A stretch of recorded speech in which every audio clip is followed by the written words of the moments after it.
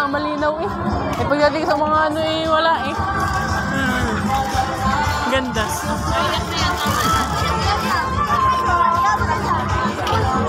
Puta, nag-good feeling.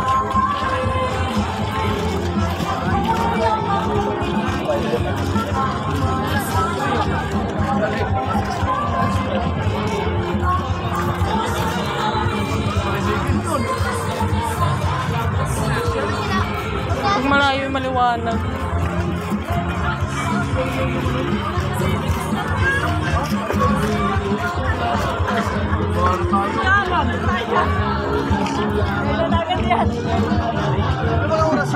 Gutom agad yan.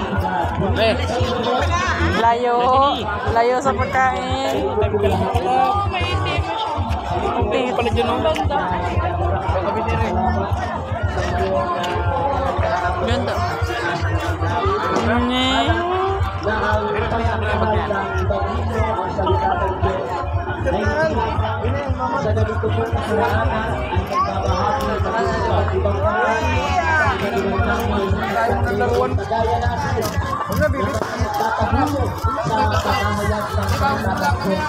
Dahil po sa mga handog at mga kaloob sa ganitong pangangaral. Ang Kristo ang siyang may pangako ng sabi sa aklat ng Hebreo ating talatang 10 sapagkat ang Diyos ay hindi ito